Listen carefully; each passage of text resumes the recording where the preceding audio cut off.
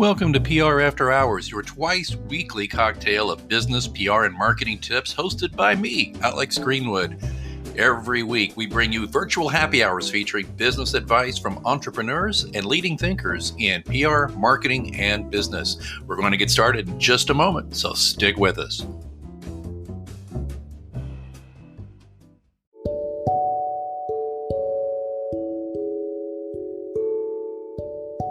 Hi, this is Angelo Ponzi, the host of the Business Growth Cafe podcast, and you're listening to PR After Hours.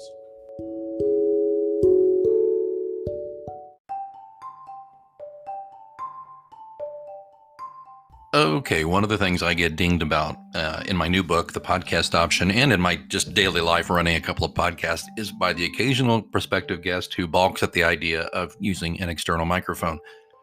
Why can't I just use the microphone that's built into my computer? It's not that big a deal. I use it on Zoom all the time. Well, here's a little ammo here. Great story on ThroughlineGroup.com. Let me just quote from this. One of the more maddening glitches of any presentation, virtual or in person, is a speaker who is hard to hear. How can you effectively train employees, persuade investors to buy in, or sell potential clients on your latest product if they struggle to make out what it is that you're saying? They continue to say, beyond the obvious shortcomings such audio difficulties produce anxious coworkers and lost opportunities, recent research reveals that your audience will judge you and your content less favorably when audio is subpar. Okay, there's a whole article here that'll be in the show notes, but let me just cherry pick a few bits of it here that I want you to hear. They did some experiments, some psychologists did, and they set out to discover if audiences would judge identical content differently based on the technical merits of the transmission. Spoiler alert, they did. For the first experiment, the researchers divvied up nearly 100 participants to watch talks given on YouTube about a physics or engineering topic. The researchers altered some to create more muddled audio and adjusted others to increase the clarity of the speaker's voice. In other words, one group saw a, quote, good, unquote, version of the physics talk and a, quote, bad, unquote, engineering clip. Another saw a high-quality engineering talk and a poor-quality physics talk. And the big picture result was this.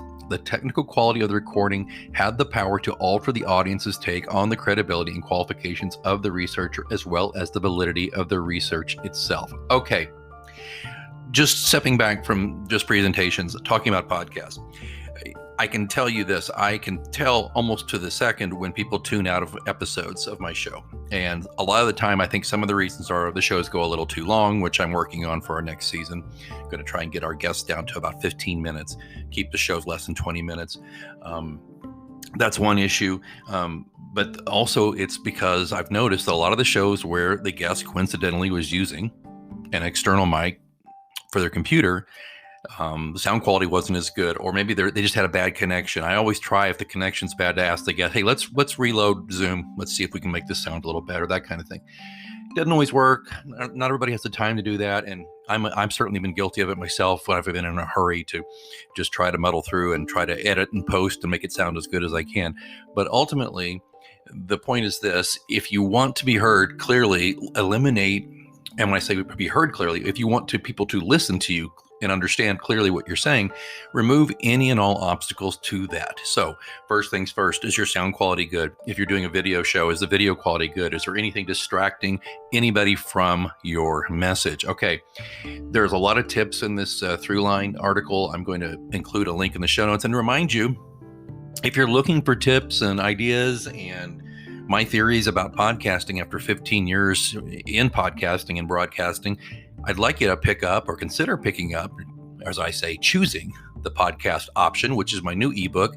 It's exclusively to Amazon.com. It, when initially rolled out, did really well on the charts. I think people like it. There's some good reviews rolling in. So I'd invite you to click the link in the show notes and pick up your copy. It's very affordable, and I think it will help you. Just, again, as I said previously, I don't do this to be kind of like the dictator of the podcast, and I don't do this to try to make people feel bad or expect people to go out and spend tons of money on an expensive microphone. The good news is, if you're doing anything on Zoom or you're doing anything involving podcasting and stuff, the USB microphones are so simple to use, and they're very, very affordable these days. In fact, I might put a link or two in the show notes of some of my favorites that I think you should look into. And as a reminder, we are an Amazon affiliate, and if you buy something through there, we get a little spiff back from Jeff Bezos and company, and we could all use that. So again, remember, if you want to be listened to, make sure you can be clearly heard. Hello, listeners. It's me, Alex, from PR After Hours. I hope you're enjoying the show so far. And I wanted to talk to you just for a moment about the way I get this show right into your earbuds every week. It's because I use Anchor FM. Now, I've told you previously that I've been podcasting since 2006, back when we used stone knives and bear skins and a couple of Dixie cups and string. Anchor FM has really streamlined this and made it simpler for people who don't know the first thing about setting up a podcast or don't have, time to learn all the pro tools and stuff, because it's all right here. First thing that's important to know is it's free. There are certain tools that will allow you to record and edit your podcast right from your phone or computer. Anchor will then distribute your podcast for you so it can be heard on Spotify, Apple Podcasts, and many more. That's huge. Distribution is a big pain in the butt, to be honest with you, so it's really great Anchor FM can do that for you, and you're not paying hosting fees. That adds up every month. It's everything you need to make a podcast all in one place. So download the free Anchor app or go to Anchor FM to get started, and be sure to join me in the virtual cocktail lounge on PR After Hours.